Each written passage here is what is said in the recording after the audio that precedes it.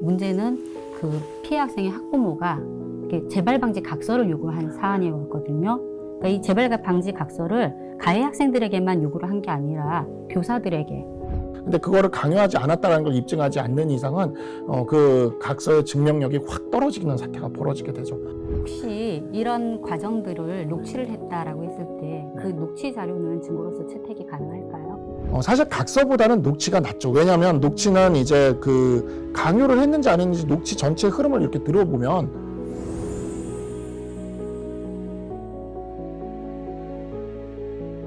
여학생들 사이에서는 참 뒷담화 같은 게 많이 일어나는 것 같아요. 이 사안도 고등학교 1학년 여학생들 사이에서 일어났던 일인데요. 잘 어울려 놀던 무리들 중에서 뒷담화하는 사건이 발생을 했거든요. 근데 교사가 다행히 적극적으로 중재를 잘해서 화해가 잘 이루어졌어요. 화해가 잘 이루어졌는데 문제는 그 피해 학생의 학부모가 재발 방지 각서를 요구한 사안이었거든요. 그러니까 이 재발 방지 각서를 가해 학생들에게만 요구를 한 게 아니라 교사들에게, 교사들에게 재발하지 않도록 잘 교육을 하겠다라는 그 재발 방지 각서를 달라라고 요구를 한 사안인데 이 사안에 대해서 좀 궁금해요. 나중 문제를 생각을 해가지고 요즘 또 워낙 재발이 잘 일어나고 또 보복 폭행이 이루어지니까 하나의 증거자료 채택 차원에서도 이게 또 받으려고 하는 게 많더라고요. 이거를 재발방지용 각서가 이게 받았다면은 나중에 그 부모나 저기 선생님까지도 이건 처벌이 가능한가요? 좀 이제 법조인들의 시각과 일반인의 시각이 많이 다르구나 하는 것 중에 하나가 바로 이 각서와 관련된 건데, 그러니까 일반적인 분들께서 이렇게 각서 받는 거를 굉장히 중요하게 생각하고 이걸 굉장히 큰 의미가 있는 걸로 이렇게 생각을 합니다. 근데 사실 이 각서를 받을 경우에 많은 경우 이제 강요가 이루어져서 각서를 받는 경우들이 많아요. 강요에 의한 각서는 효력이 없습니다. 그래서 각서를 써주는 사람들도 나중에 법정에 가게 되면 그 각서를 증거로 채택하려고 할 때 자기는 강요를 받아서 썼다라는 이야기를 꼭 합니다. 이게 꼭 나오는 레퍼토리거든요. 그래서 각서를 받는다라는 것만을 가지고 그것이 어떤 강력한 나중에 어떤 효력을 가지고 구속력을 가질 거라는 것은 기대만큼은 아닐 가능성이 있습니다. 다만 그 각서의 내용들이 그런 일들을 했다라는 것을 본인이 자백한 것에 증거처럼 쓰일 수는 있어요. 나중에 이제 증거로 이렇게 확보한다는 차원에서는 의미는 있는데, 그런데 거의 대부분 가해자들은 법정에 가면 나는 강요받아서 썼다라고 얘기를 합니다.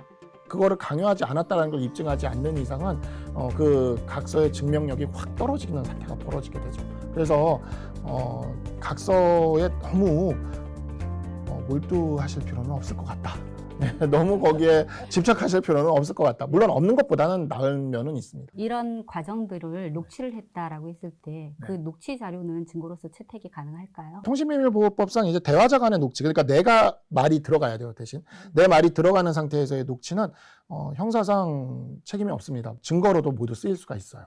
그러니까 위법 수집 증거도 아닙니다. 그러니까 그냥 증거로 다 채택이 되는 거거든요. 그래서 사실 각서보다는 녹취가 낫죠. 왜냐하면 녹취는 이제 그 강요를 했는지 안 했는지 녹취 전체의 흐름을 이렇게 들어보면 맥락상 이게 강요를 안 한 게 보이면은, 그러니까 예를 들어 이걸 뭐 쓰세요라고 얘기를 한 게 아니라 제가 각서라도 써드리겠습니다. 뭐 이런 식으로 나왔거나 상대가 뭐 자발적으로 했다거나 뭐 이렇게 나오는 게 나오면은 그거는 정말 그게 전혀 문제가 되질 않거든요. 녹취는 상대한테 고지하지 않고 대화자로 참여하면서 녹취를 했더라도 그거는 굉장히 중요한 증거가 될 수 있습니다. 다만 이걸 녹취를 하실 때 그 상대한테 고지하지 않고 대화자로 녹취를 하더라도 그 녹취를 한 것이 손해배상 책임이 인정되는 그런 민사상 판례들은 요즘 좀 나오고 있습니다. 그래서 손해배상 책임은 나중에 좀 부담할 수도 있다라는 건 좀 감수를 하셔야 됩니다.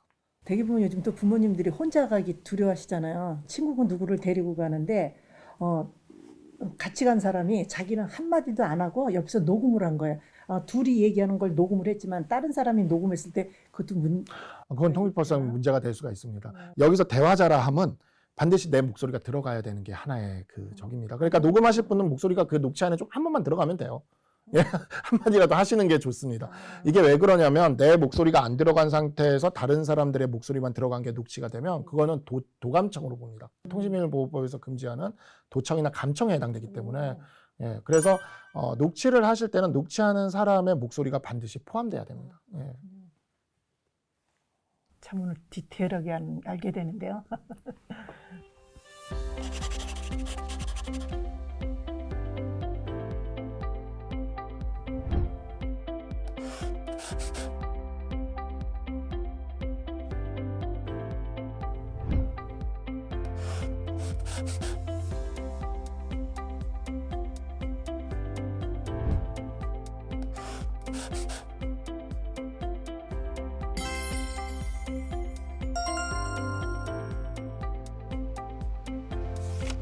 (2022) 블러썸 청소년 영상제